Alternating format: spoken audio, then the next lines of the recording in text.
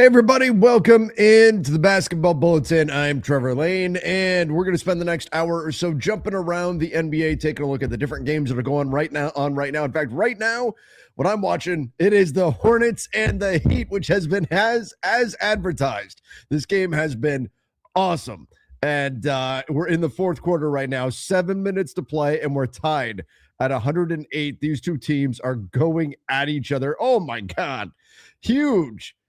Huge shot for Miami by Tyler Hero just now.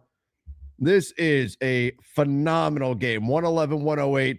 Heat. Whoops, the Hornets turn it over. There is so much on the line in this one. Now that it is playoff season around the league, teams are getting ready for their playoff pushes. And if you see where things are with Miami and Charlotte, if the Hornets want to leapfrog the Heat, and I think they can, they got to win this game, though. They're 2 games back right now. The Hornets need to win this game, and we just got a dunk for Kelly Ware. Just like that, it's a 5-point Miami lead. The Hornets have been the most fun team in the NBA for the last couple of months. I was just thinking earlier today that it has not been that long since we were talking about the Hornets trying to move on from LaMelo Ball, and Kelly Ware blocks Knipple, but the ball goes out of bounds to the Hornets. 5 seconds on the shot clock. It wasn't that long ago. We were talking about LaMelo Ball in the same sentence as John Morant, as Trae Young, as a guard their team was going to be trying to move on from, and now the Hornets are absolutely flying. Speaking of LaMelo, misses that 3. Sion James is able to come away with it. I thought he got fouled, but it looks like it's going to be a shot clock violation on the Hornets. It's going to be Heat ball. So 6 minutes and 16 seconds left in the game. And if the Hornets are going to get the win over Miami, they're going to have to mount a bit of a comeback here. But this has been an awesome game, super fun, and what a turnaround. It is proof that winning cures all in the NBA. Happy to see you all here. If you guys haven't done so yet, please make sure you hit the subscribe button on the Basketball Bulletin. I'll be live covering Lakers Pacers at 7:30 Pacific time. So that's coming up in just a bit. We'll be on here for about an hour, just kind of bouncing around some of the different games going on. But right now, the exciting one, it's the Hornets and the Heat. And as I said, I've been keeping an eye on this one most of the night, and this one has been absolutely phenomenal. It's been so good. 22 points for Brandon Miller, 21 for LaMelo Ball. Knipple, possibly the rookie of the year. Bam Adebayo with a fadeaway. Miami busted open a 7-point lead. They've scored their last 3 trips, and we got a timeout.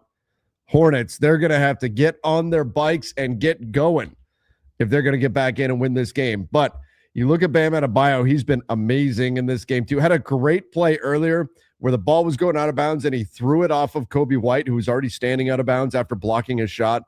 Bam Adebayo with 20 points, 10 boards, 4 assists, 30 for Tyler Hero. He's been unstoppable. In fact, he's on pace for a triple-double with 30, 8, and 9. Meanwhile, we've got Jaime Jaquez, the UCLA guy, going nuts off the bench. 19 points for Miami. Kelly Ware with 10 as well, but 3 blocked shots. The Hornets shooting just 36% from 3, 44% from the field, but Miami has the 7-point lead with about 5 minutes left in the fourth quarter. It's been an awesome game, and been a very, very fun one. All right, let me see what else is going on around the league as well.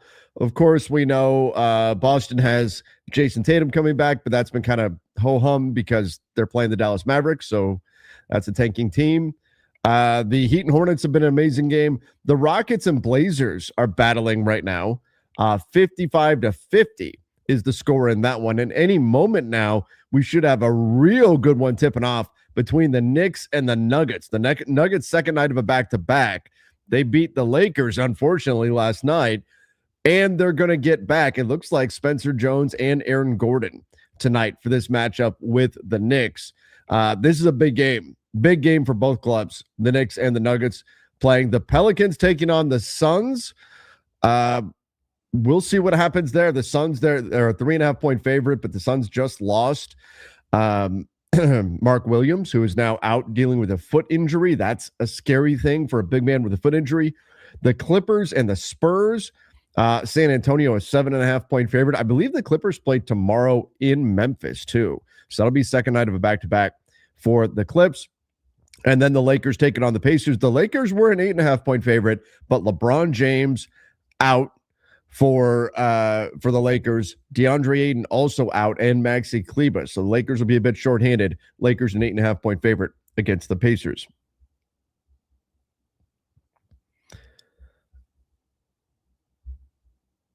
MJ with the super chat, appreciate the super chat, said that rumors on Twitter of infidelity by Luka. His wife removed all their pictures together on social. It might really be over for our Lakers. What does Luka's marriage have to do with the Lakers? I mean, obviously that's not something that's pleasant for someone to go through, if they're even going through that. And I don't want to speculate just because something got removed or added. Sometimes people react to stuff like that. We see it all the time, like, oh, player X unfollowed this team or whatever on social media. Did they ever actually follow them? Maybe they didn't, right?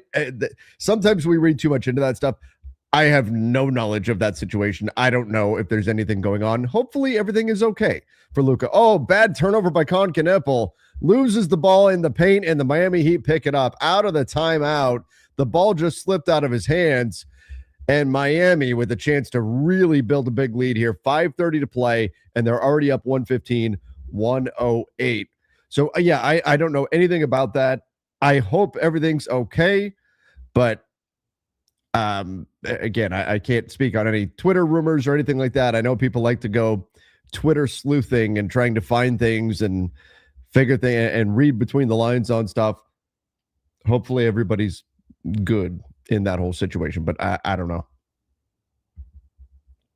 I don't know. I'm not going to worry about Luka's personal life. I'm going to worry about what he does on the basketball court.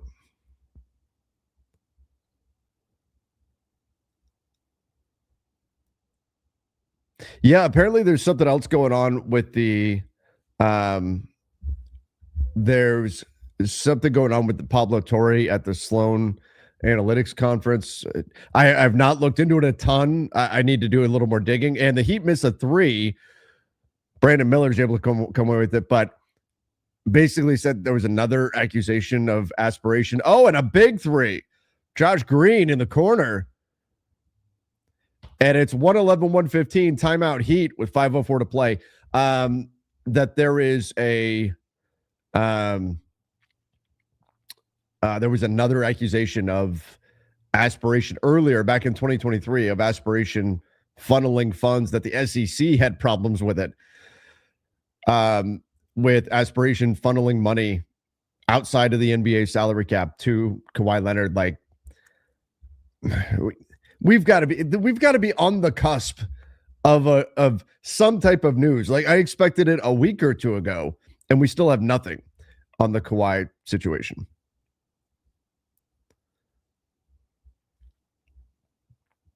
Look, saying that it's about the mental state of the player when we're talking about that Luka situation and stuff. Again, Luka hasn't specifically said anything about it. I don't want to like read between the lines of, whoever is posting about on social media or anything, or what, she removed certain pictures and stuff. Like, people can get into that stuff. Could that be affecting Luka's play? Maybe, but there's a lot of players too where their play on the court, being on the court, is an escape from anything they've got going on in their personal lives. So I don't know. I'm not going to worry too much about all of that right now. If Luka maybe comes out and says, hey, I'm having a tough time with this situation right now or something. Grant Williams, the big three. And here comes Miami. But yeah, I'm not going to worry too much about that stuff right now. Which four teams will be the last four standing? All right, let's get into that in just a minute. Tyler Hero coming off the curl, gets the three, hits the three. What a huge bucket. And Tyler Hero with 33 points. He has been on fire for Miami. And now a steal by Hero. LaMelo Ball, the turnover. This is going to be a huge, and the follow-up, and just like that, it's a 9-point Heat lead. If this holds, this is going to be a massive win and a big blow for the Heat or the Hornets' efforts to move up and out of the one and done in the play-in. Now, Kneppel hits the corner three. Hornets are saying, we're not done yet. We're not going to buzz off. Let me look at the standings and we'll get into this question. Tyler Hero feeds the ball underneath, out to the corner. Left-hand dribble. Hands it off. Hero again? No. The rebound for Miller. LaMelo Ball, a Hornets bucket here, and the whole arena is going to go crazy. And LaMelo loses it. Turns it over. Got to be more careful with that basketball. And we got another timeout, Miami. That's probably their use it or lose it. Yep. That's their use it or lose it. All right, let's look at the standings here. So in the East, and we got to think about the brackets too. So like if Detroit and Boston were to survive, they wouldn't see each other until the Eastern Conference Finals. New York could potentially make up ground on the Celtics, but we'll see how that's all going to go. I'll say it's going to be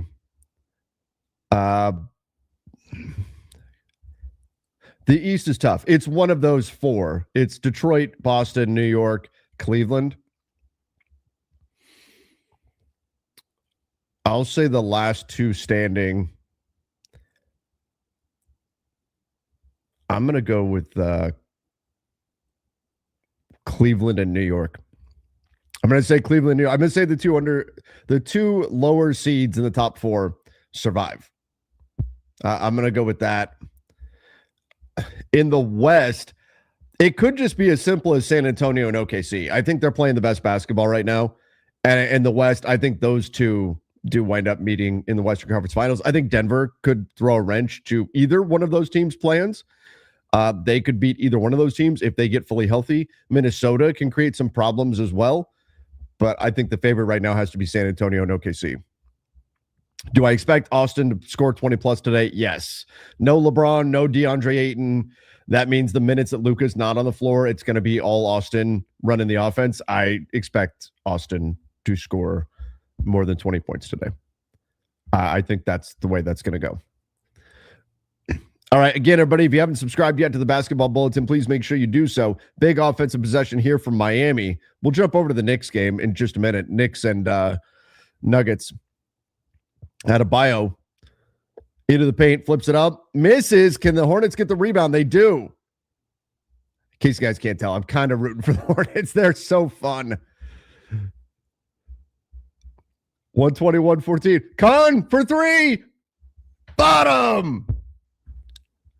121-17. It's a madhouse in Charlotte. There's so much riding on this game.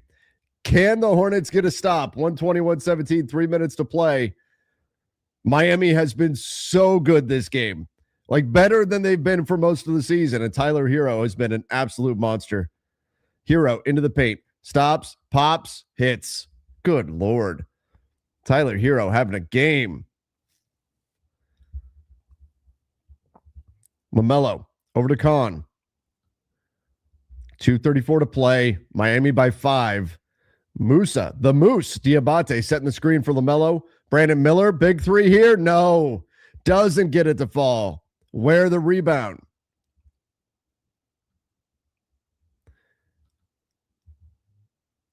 Tyler Hero with the ball. He gets doubled. Brandon Miller and LaMelo Ball double him. It's going to be on the rest of the Hornets to cover ground here. They do. They double and recover. 4 on the shot clock now. Jaime Jaquez going against Con. Steps through. Misses it. Looked like he had a bucket there. Loose ball. Hornets come away with it. Here's LaMelo on the fly. LaMelo all the way to the rim. No, he kicks out. Grant Williams, corner three. No, can't get that to go. Miami dodging bullets like Neo in the Matrix. God, this game's awesome. 122-117. Hornets need to stop now.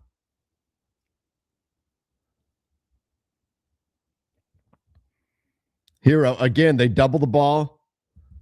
Up top. No, but the offensive rebound to Jaime Jaquez. That could end this thing.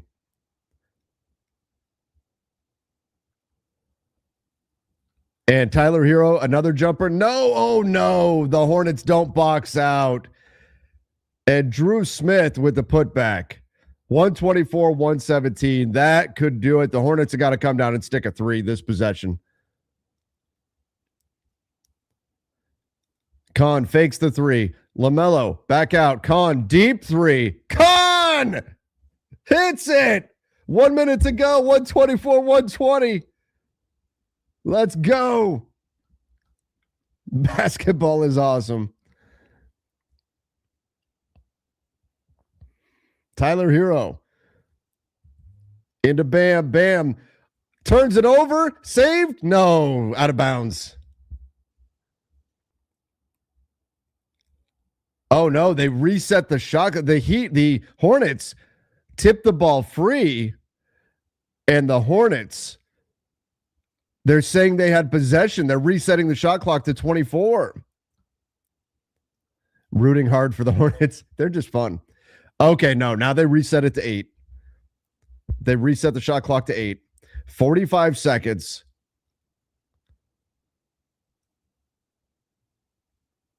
They inbound to Bam. Bam on the drive. Bam gets to the rim, floats it up, misses it. Hornets rebound. And Grant Williams gets fouled.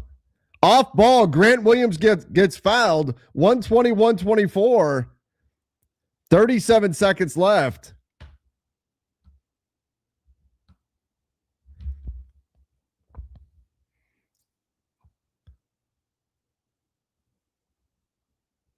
Oh, Grant Williams flopped. Grant Williams flopped. But it was the first foul in the last 2 minutes.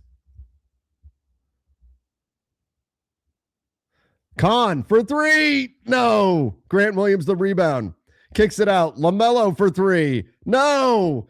They've had so many opportunities, but it looks like Miami's going to get out of this thing with a win.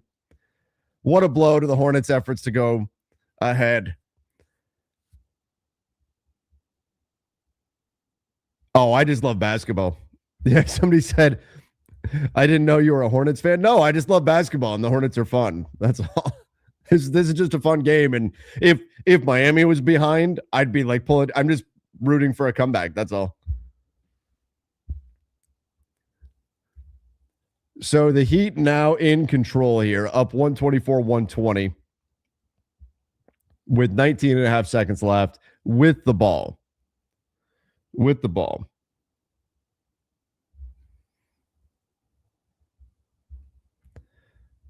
That's it. That'll be a tough loss for the Hornets in the standings, and Miami will solidify their position in the 8 seed right now.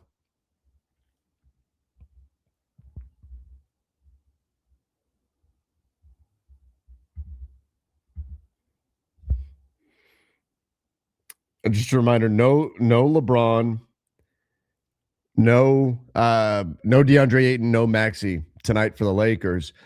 Aaron Nesmith, Andrew, and Nesmith and Nembhard for the Pacers looks like they're going to play. Pascal Siakam, he's going to play. No Ivica Zubac, of course.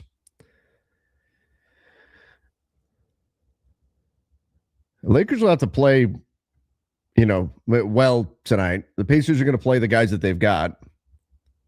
Doesn't look like anybody's going to sit. Jackson Hayes was awesome in last night's game. Jason Tipp on the Lakers Collective was talking about how he was there at the arena. He was talking about how tired the Lakers looked in warmups. I'm like, man, I know Denver got an extra day off compared to the Lakers, but it wasn't a back-to-back for LA. If they were tired last night, what are the Lakers going to look like tonight? That worries me a little bit.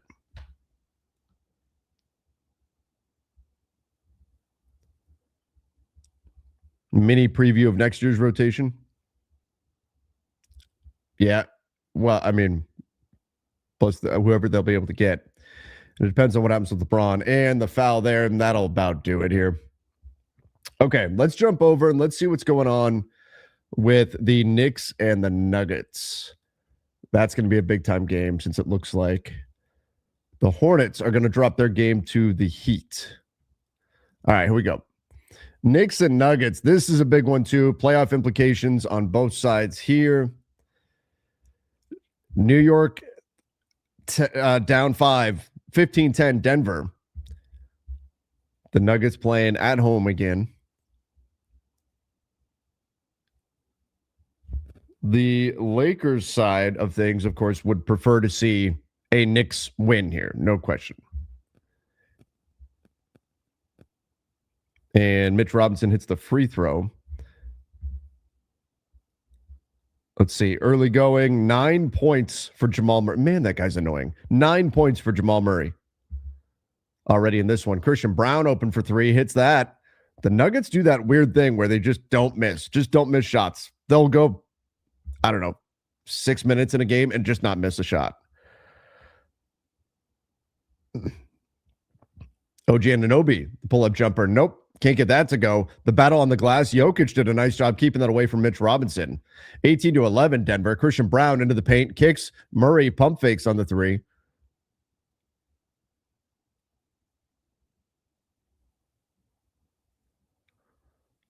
And Murray misses, but Jokic gets the offensive rebound. Mitch Robinson struggling there. It's 20-11. Denver lead.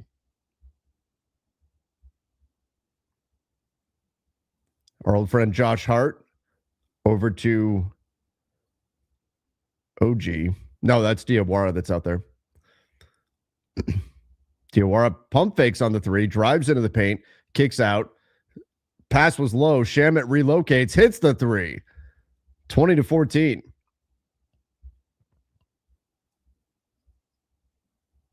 So if the Hornets lose, then the Hawks would jump to the 9th seed. They currently have the same record right now. It depends. I don't know off the top of my head what the Hawks and Hornets season series looks like, because that would then go to the tiebreaker if they would have the same record. Oh, a loss for the Hornets, yes, would bump the Hawks to the 9 seed and the Hornets to the 10 seed. If they have the same record right now, and then at the conclusion of the game, they won't. The Hornets would be 32-32.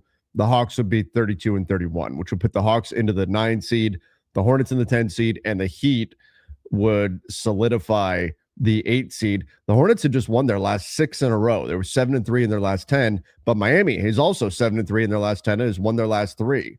Miami is really does not want to fall into that 9 or 10 seed. The Lakers are going to see Miami in just a few days. They've got Miami on the second night of a back-to-back after playing Houston. I mean, my God, the NBA schedule makers have it out for the Lakers. If you look at their month of March, there's an and one for Bruce Brown. And just like that, it's 22-14. If we take a look at the most difficult remaining schedules, it's the Lakers with the 13th most difficult remaining strength of schedule, the Nuggets with the most difficult remaining schedule, and the Celtics with the second most difficult, according to Tankathon. OKC is up there as well. Washington is happy to see that. They want to lose as many games as they can. Minnesota, Memphis has a difficult schedule remaining too. They're not going to complain about that. They're also in that tank race. Indy, Dallas, New Orleans, they're losing games, but not intentionally. They don't have any reason to lose. Here's Jalen Brunson crossing over, kicks out. Hart, corner three. No. Josh Hart's got to be. Oh, what an effort by Mitch Robinson. Gets it back, but then can't finish at the rim. Great work, though, on the offensive boards. He's going to be a free agent this summer, by the way, Mitch Robinson. The missed three there from Denver. And here comes Josh Hart. Hart all the way. Scores it. And we got to time out Denver.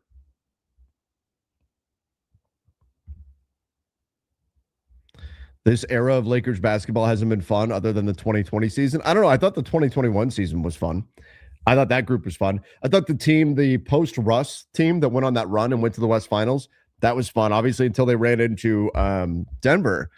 And Denver ultimately won the title. But there was something about that group, especially the way they played against the Warriors. And we got the Lonnie Walker game and, taking down the Grizzlies, the higher seed in round one. There was that team found something. They were playing with just such effort every single night. That was a fun group too. But yes, obviously 2020, but there was so much going on in the world in 2020 that unfortunately it was like you couldn't fully relish what was happening there.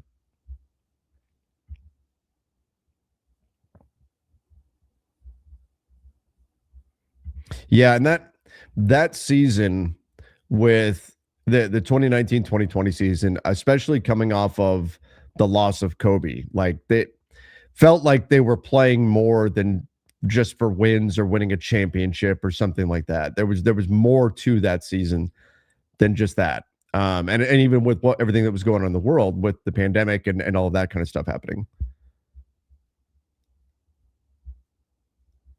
What do I make of Russell Westbrook's remarks towards the media? I don't know what he was mad about or who he was mad at. He was mad at somebody, and then he kind of hinted that it wasn't even him, but he was mad for the younger guys in the locker. I'm like, they don't even really have that many younger guys. Like, are you trying to speak up for DeMar DeRozan or something? Or, I mean, it was a little odd. I took it as kind of odd. I was hoping that the Kings media would push back a bit more than they did. Like, that's not the point of a press conference. Is not there to hear what the media thinks about things. And Russ tried to flip all the questions around. But again, I don't know what he was mad about. I don't know what he was responding to. If somebody said something that was just way off base or something. Otherwise, I don't know what he expects. They're the worst record in the NBA. They're playing joyless basketball. Is he expecting positive coverage? Is he expecting the media to speak glowingly about a team that is literally the worst record in the league? But again, it may be something was said. Maybe he wouldn't say what he was responding to. He was given the opportunity to do that. They said, "What are you upset about?" Something to that effect. And he said, "Oh no, I don't want to go down that road." You don't want to go down that road. You brought it up. Obviously, you do want to go down that road because you brought it up. So who are you mad at? What are you so upset about? What was said that has you in such a way? It was strange. Again, maybe there was something that was said that was just way out of line. But without knowing that, nice pick and roll play there. Anunoby throws the lob to Mitch Robinson. So it was a little surprising. Again, maybe the media members deserved it. I don't know. Again, though, I would have preferred to see the media fire back at Russ a bit, but he can be very prickly in interview sessions. With the Lakers, there was a media member that he didn't like, so he just gave very short one-word answers to that person and then would go in detail with anybody else who asked questions. He gets a certain way when he's speaking to the media sometimes, but without knowing the specifics, I don't know. Maybe Russ was completely right for firing things back, but otherwise, if he's just upset that the coverage in general is negative, it's the worst team in the NBA. Like, what are you expecting?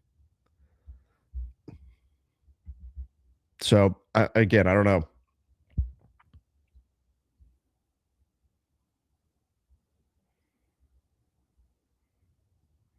Oh, really well executed lob to Mitch Robinson. Jose Alvarado is great. He does such a great job just making things happen out there. Jose Alvarado, Jalen Brunson, Landry Shamet. There's a lot of quickness out there on the floor right now. OG Anunoby playing the 4 with Mitch Robinson. Jokic gets it back. Nice give and go there. And the Nuggets scored 27-20. Yes, I don't know what Russ was upset about. Maybe we'll get more on it. Maybe not. He said he was trying to protect the young players. I think most of the complaints that I've seen from Kings media, and Landry Shamet gets the 3, has been about wanting to see the young players play more. Like Devin Carter, why not play him? There's no reason to be going into crunch time of a game like this right now, burning minutes on DeRozan and Westbrook and guys that are not going to be part of the future of the team. Feed all the minutes to the young guys and see if that helps their development at all. That said, there's not a ton of young guys, and Keegan Murray's dealt with an injury. Even Cardwell's dealing with an injury. So I don't know. It's a mystery. Alvarado for 3. No, can't get that to go. Max Crosby to the Ravens. Is that right? Did that just happen? Wow.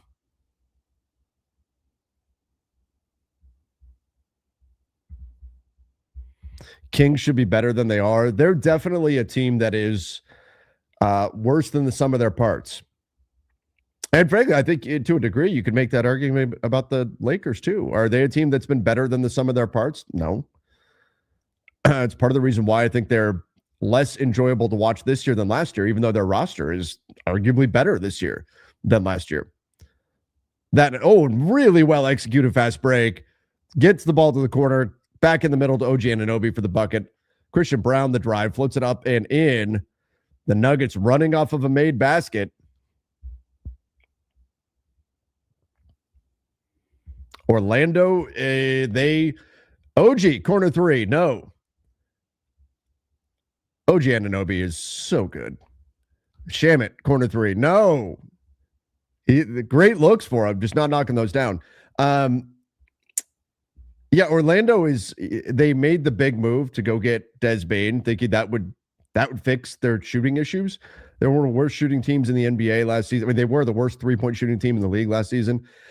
It hasn't really done that. They're still not always a great offense. They're young and they can do some things defensively. Mitch Robinson scoring right at the buzzer to end the first quarter, 29-27 after one.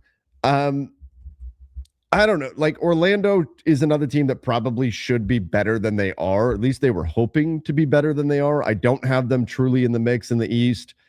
Their upside would suggest that they could be in that range, but this is a team that right now they are 26th in the NBA in 3-point percentage. So even adding Des Bane and hoping to get some natural regression on their 3-point shooting, it just hasn't come around. They can't shoot. They've also dealt with a number of injuries. Guys like Franz Wagner, Paolo Banchero has dealt with injuries, and that's been a problem for them too. Jalen Suggs is one of my favorite players to watch in the NBA. He's a whirling dervish all over the floor. Defensively, he's an absolute monster, but he can't stay healthy either. So Orlando is about to next season get very, very expensive. So it wouldn't shock me if we start hearing some, Paolo Banchero stuff or anything like that this summer. If they ultimately decide, well, if this team isn't that good, are they going to want to pay what it's going to cost to keep Orlando together? I mean, you look at this team, and the answer may simply be yes. But you look at the salaries on this team. Franz Wagner at $42 million, Des Bane at just about 40, Jalen Suggs 32, Paolo Banchero is going to $42 million next year. And that's a lot of money. You look at them, they are $7 million below the second apron right now, and that's without adding anything yet this coming summer. That's with Jet Howard just falling off their books. That's with Mo Wagner just falling off their books and going away. Jonathan Isaac only has $8 million guaranteed. They may waive him and just eat the $8 million, but that's a really expensive team with not a lot of flexibility. And if they're just a middle of the pack team in the East and they decide the shooting can never come around, there's going to be some difficult choices that are going to have to be made there. Yeah, and Anthony Black, I mean, he's extension eligible. That won't kick in until the next year. But still, you look at, there's money committed into that 27-28 season with Franz, Des Bane, Jalen Suggs.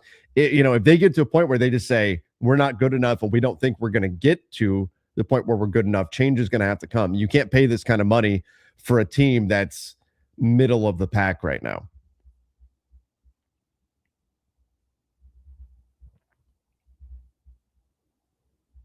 Trevor, I woke up feeling optimistic after the way the Lakers played yesterday. I'm happy about that. That's good. I didn't think they played poorly.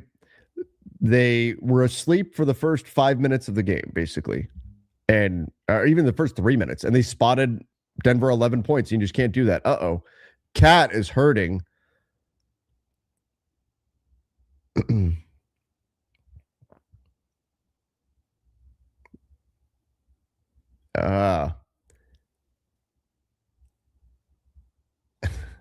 Cat, I think Cat got a low blow there.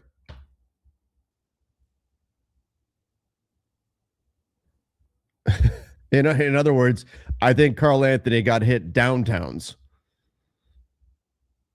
Ouch. Oh, he is on the bench. He just sat down and he's still grimacing.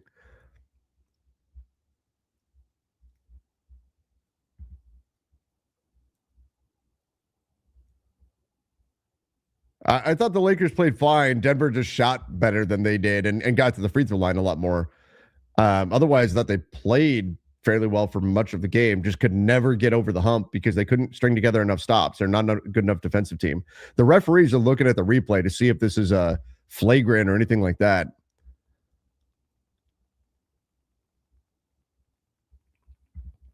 Is the buyout market over? Yes.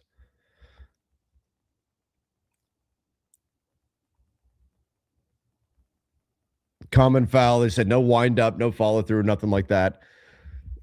Cat is probably saying it still hurt. Oh, yeah. Oh. That was like WWE style. He like got under and went with the uppercut. It wasn't intentional by Jones. He just like happened to turn as he went to slide with the offensive player, and he happened to throw an uppercut downtown.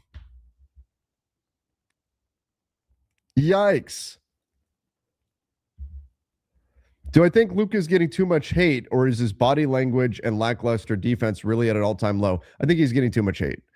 That said, I think there's fair criticism of Luka. I think there are a lot of people that have an agenda, that whether that's media who want to get clicks or whatever, and you exaggerate things in order to get more attention. There's also a large subset of fans that, for whatever reason, one reason or another, wants to say negative things wants Luka to be bad, right? In order to prop up a different player and try to make another player appear better. There's also people who just don't like Luka's play style and the complaining and stuff. And frankly, he does complain and complains too much. And a lot of times it's at the detriment of the team. So I think there is plenty of fair criticism. I think what's happened is that fair criticism has had the volume turned up to 11. So rather than the criticism of Luka being at an 8, in order to reflect modern times, right, where the way to get attention on things is to make everything the best or the worst ever, whatever, the criticism of Luka has had the volume turned way up. And it doesn't help that that game against Boston was like the most watched game in the regular season in recent, the last 20 years or something like that. Doesn't help that. And it was a bunch of former or current Celtics fans who jumped in and piled on Luka and how much he complained and everything. They were keeping a very close eye on that game. That said, Luka also complains too much. And sometimes he absolutely hurts the team with his complaining. Sometimes he does not get back on defense because he's complaining, and that can't happen. We can't get mad at DeAndre Ayton for loafing down the court and not also hold Luka accountable for that. That's a 100% a choice. He's making the decision in that moment. He's not trying to miss a shot. I'm not going to be mad at Luka for missing a shot. You can talk about his shot choices, the decision to shoot the ball, but missing the shot, I'm not going to be mad at him for. He's not trying to miss the shot, but it is a conscious choice to stop, not get back defensively, and spend his time talking to the official. I think he has been a bit better about the complaining over the last week-ish since all that stuff came out. Though Jason told me today that when he was at the game, Luka spent nearly the entire game complaining. It just didn't all come out on TV. So I think there's fair criticism of Luka. And I think it's important that Luka gets held to a high standard because he can handle that. Because he could be the best player in the league. Like, he's got that kind of talent. It would be a different story if Luka didn't have the ability to do that. It'd be a different story if we're asking Jackson Hayes to be the best center in the NBA. That's not realistic. You're asking for something that isn't possible. With Luka, though, I think holding him accountable for stuff or being critical of him on some things is more than fine. The issue is when we turn the volume up on things to a degree that it doesn't need to be, just to fall prey to sensationalism and gather attention and all of that. That's the issue. I will say the Lakers, they were a plus 17 with Luka on the floor last season. They're a plus 3.8 with Luka on the floor this season. Like, he's not been as impactful this year. And hoping for him to get back to that level where he is that just destroyer of worlds. We know he's got it in him. I don't think that's unreasonable too. So it's a little bit of everything, a little bit of both. Like, is some of the criticism going too far? Yes. But is the criticism also just? Yeah, there's some just criticism of Luka as well. And I like Luka. I think I am amazed every night by his processing speed and the way that he reads the floor. It is absolutely incredible. Shamet, nice up and under. And we got a tie game, 33-33, Knicks and Nuggets. And I hope he does, round into form and just be great, because they need him to be great. They need him to be a top 3 player in the league on a nightly basis.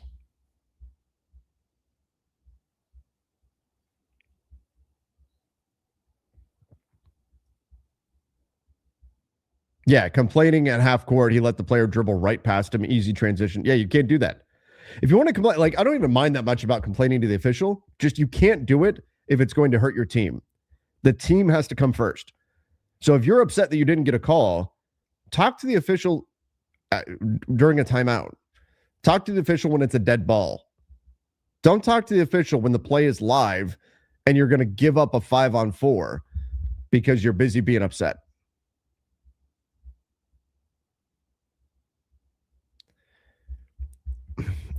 Ayton reminds me of the Whiteside situation with the Heat. Thought he was the superstar center for the Heat. Didn't do all the small things, then got replaced by Bam Adebayo. Yeah, he was very focused on his blocks numbers, rebound numbers, and those box score numbers were certainly eye-popping, but he would often chase blocks actually to the detriment of the team in order to pump up those individual numbers as much as possible. I don't know if that's reflective of D8. Jose Alvarado picking up Jamal Murray full court now. I don't know if that's reflective of Ayton necessarily, but D8, whoever has that job. Oh man, what a Euro step by Aaron Gordon on Shaman. He is so good. Aaron Gordon is. With DA, it's kind of similar to what we were talking about, a half hour ago about the Hornets, about how winning cures all. The same's true for DeAndre Ayton. And in order to win, what you need from him is for him to be 100% locked in on rebounding, protecting the rim, run the floor hard. Maxey can play minutes. Hayes can play minutes. If you're going to worry about getting tired or whatever, you've got other guys who can take on that burden. And the back to the basket stuff, I want to use my jump hook, which is a formidable weapon. I want to shoot the 15-footer. I want to shoot the little push shot 10-footer, all that kind of stuff. That'll all come. If you just lock in and focus on doing the things the team needs, everything else, winning, the offensive opportunities, that will all organically happen. But he's got to focus on the little things. And or the things that he sees as little things, but are absolute musts. Those are non-negotiables. And if he's not focusing on those things and instead focusing on everything else, that's where I think his priorities get skewed. And, Marcus Smart had his comment about, he's really trying and everything. Well, then his energy and effort level can't be tied to offensive touches or scoring the basketball. And if that's just the way it is, then he's the wrong guy for the job. And honestly, I think he is the wrong guy for the job right now. I think that's what we've learned so far. I hope he proves that wrong. I wanted to see revenge season 8 all year, and I think we got it in November. We got it a little bit in December. Aaron Gordon misses the 3. Cat fighting for the rebound. The Knicks go double big, and Bridges gets out and scores it. Cat and Mitch Robinson on the floor. I wanted to see DA, the angry, I'm going to prove everyone wrong DA all season. And we haven't gotten that. But there's still time left. And whenever he comes back from this knee injury, I'd like to see him locked in here. And a tech on Mikal Bridges got into it now with Jamal Murray. We're going to start seeing this. We're going to start seeing more and more tense moments in games as playoff seeding and all that. Murray just shoved Bridges off of him. How is that a tech? Bridges shoved Murray after the fact, but Murray also threw Bridges off of him multiple times. Offensive players get away with murder in the NBA. 2-arm shove from Murray to Bridges to try to create space. Bridges stayed with him, credit to Bridges, and Murray then throws him again, and then Bridges shoves him back. Got shoved twice. Bridges finally shoves him back, and it's a technical foul on Bridges. That's pretty crazy. What are your thoughts on Steph being okay with the bench role as he approaches retirement? Is he? I didn't see that if he is, but that's great if that's something he's okay with.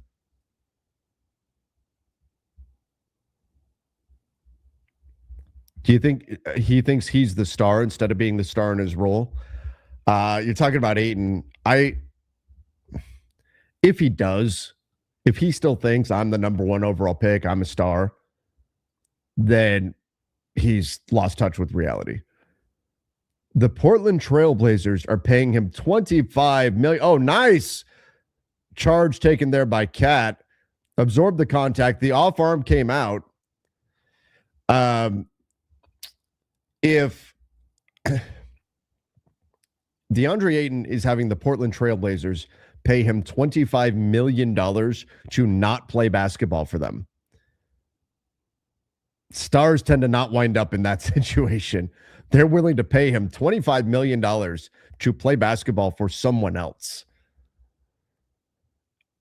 He is not a star. And that's okay. Hell, if he did Clint Capella things, he would have a very long, very profitable NBA career.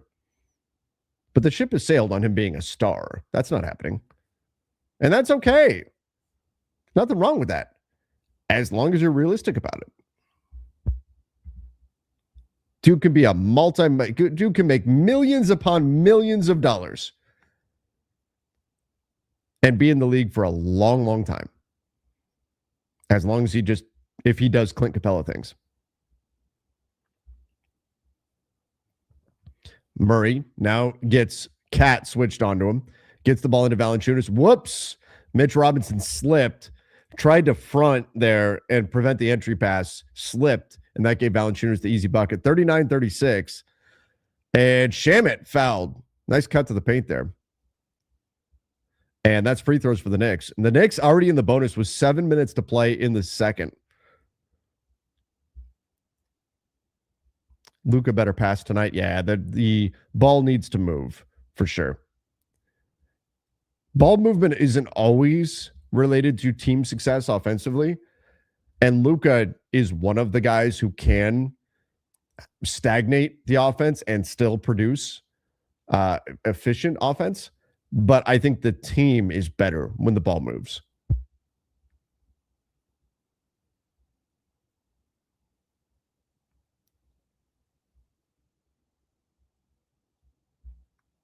No reason to complain about defense if you're not calling for Vando.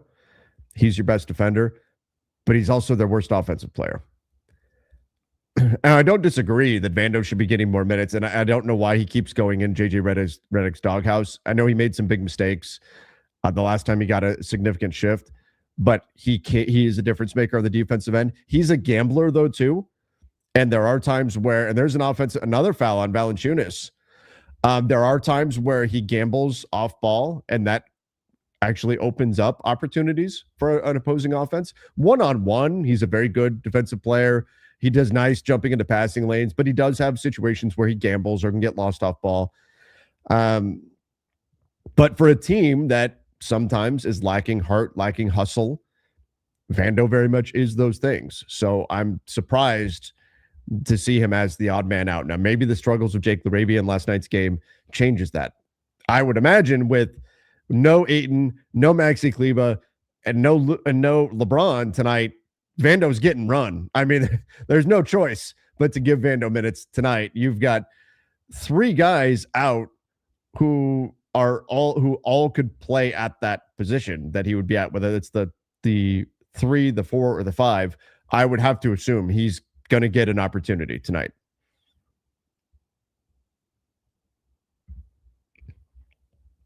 Yeah, we get doubled off of Vando. That's the problem.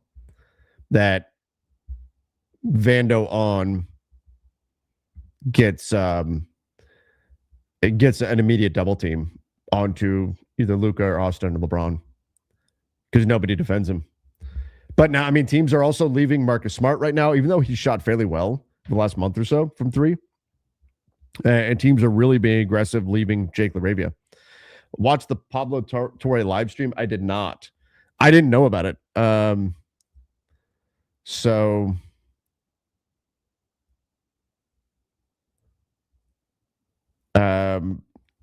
I didn't see what came of it. I'm looking around a little bit, seeing if anybody had a summary of it or something. I saw there was somebody said something about a smoking gun or something like that.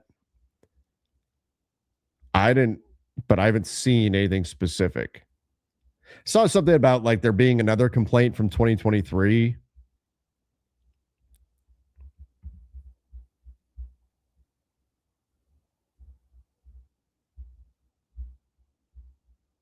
But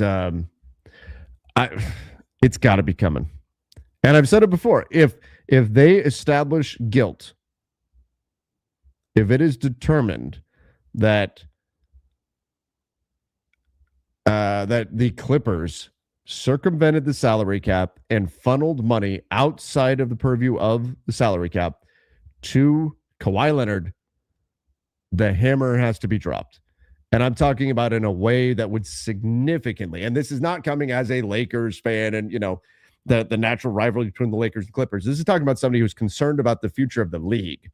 Because if the Clippers get a little slap on the wrist, that will only encourage teams to do that again. That's that will have other teams saying, that only cost us whatever. We lost a few second round picks and got fined $4 million, something like that, right? Let's say that was the punishment. Other teams would go, that means getting the superstar. That's worth it. We'll do that. That's worth it.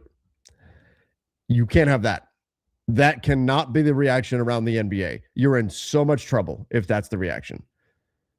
You have to get the reaction around the NBA of, oh, holy shit.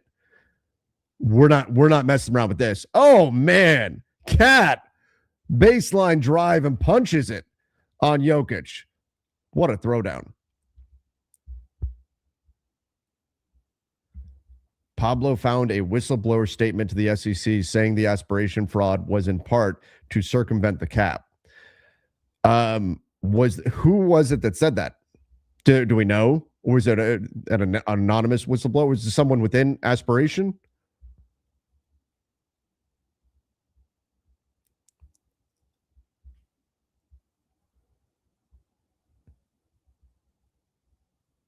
A federal SEC whistleblower? So if you lie, jail time because it's the SEC? Oh my God.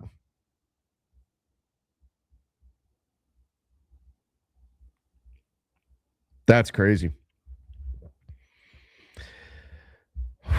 Man. How is no one talking about that right now? Like, why am I not seeing any of the conversation about that on social media?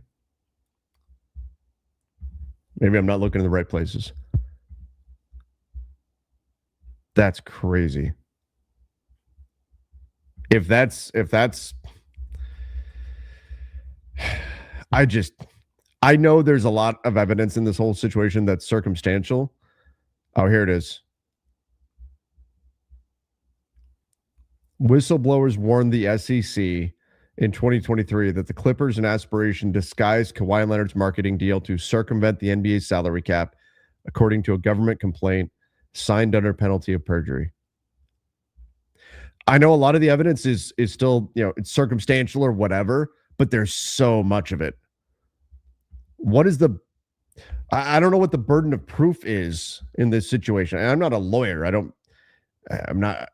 Look, I took constitutional law back in the day, and that's about as far as I went with law stuff. But there's so much of it. It is a mountain of stuff, and it just seems like it can't all be coincidence.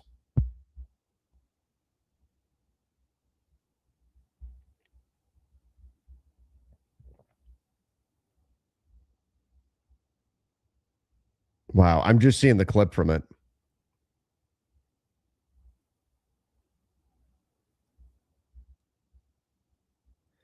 Pablo had the info on Adam Silver's chair at the convention for him to look at. I mean, Silver's not running the investigation, but Anunoby, corner three, 48-40.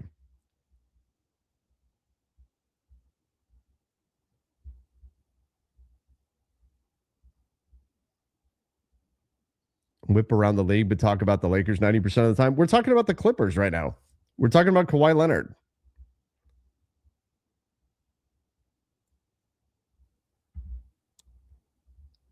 We're watching the Knicks and the Nuggets and talking about the Clippers.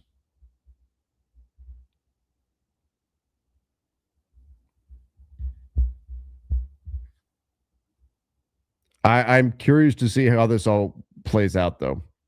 Like, this would be pretty unprecedented. Like, this is the Joe Smith situation, but that was what, 2.5 decades ago?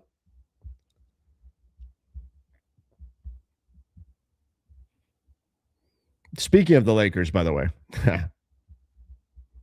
like, nice transition there. Their starting lineup should be sending that over to me any minute. Am I still doing Lakers play-by-play in 30 minutes? Yeah, I'm going to take a little break in just a minute. I'm going to jump off. I'll wait until the starting lineups come out. Those should be heading my way any second. And then I'll take a little break, and then we'll go do Lakers Pacers. Another bucket at the rim. The Knicks are getting to the Nuggets by getting into the paint. And we talked about that when the Lakers played them last night. The Nuggets, they do a good job limiting paint opportunities, but when teams do get in the paint, they finish at a very high percentage against Denver. So getting past Denver's perimeter defense and getting into the paint is a really great way to attack them. It's not easy because the Nuggets structure their defense to try to prevent those paint touches from coming. But if you can stretch their defense enough to get into the paint, the Nuggets do a terrible job protecting the rim once you get there. See, like that possession, and OG Anunoby, and OG hits the step back three there, which is great for OG to hit that shot. But that is more what Denver is okay with, where they cut off the baseline drive. They forced a tough step back contested jumper. Denver's going to look at that and say the results weren't what we wanted, but the process was fine. Whereas the previous possession, you had Mitch Robinson get inside position in the paint and then get the finish.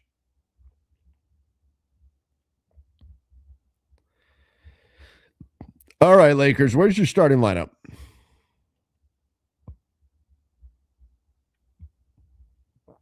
Come on, you're supposed to send it over here.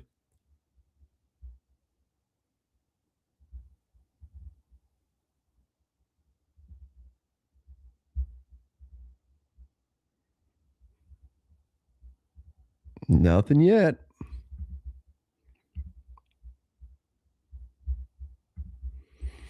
I'm going to send this clip to my guy, Donnie.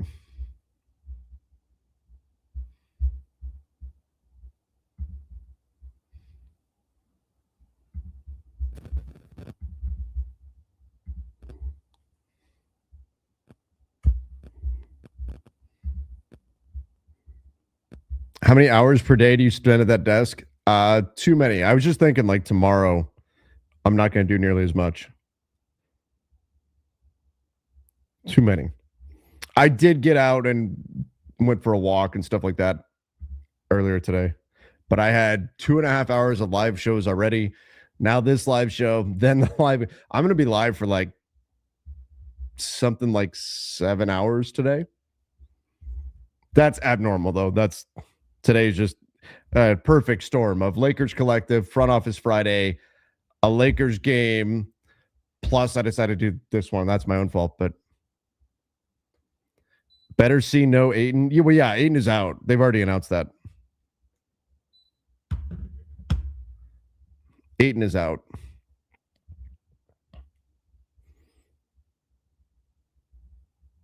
Come on, Lakers. There it is. Starting. Smart, Rui, Hayes, Austin, Luka. I'm going to tweet it right now. That's what I expected it to be.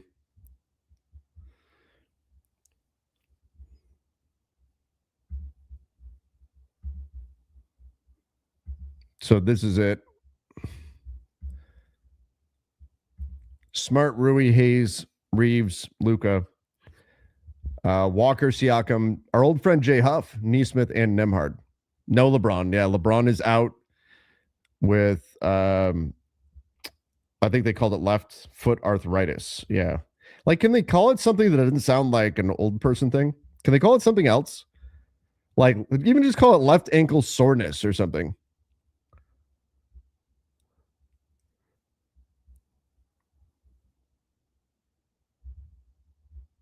Instead, they call it left ankle arthritis. Like, make the man sound older, right?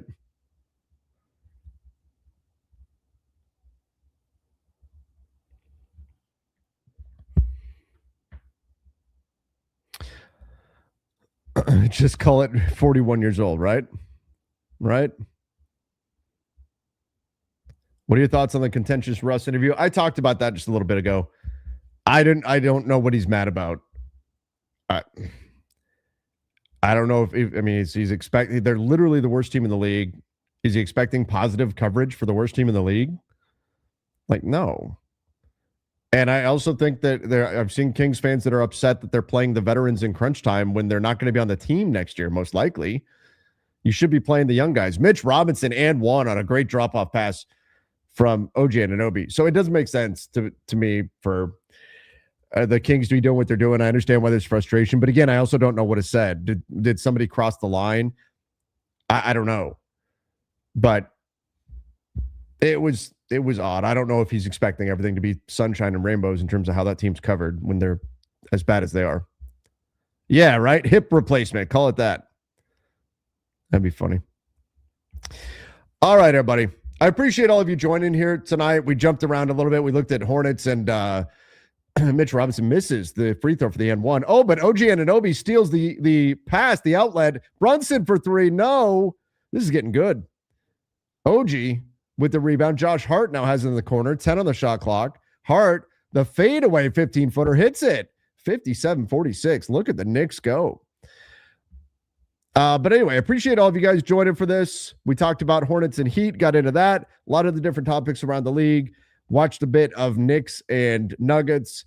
I'm going to be live over on Lakers Nation in about 20 minutes or so for Lakers Pacers. So come hang out for that.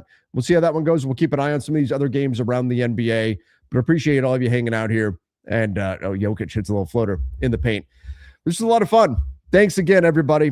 I'll be over there on Lakers Nation in about 20 minutes or so. So I'll see you there. Oh, don't forget to hit the subscribe button too.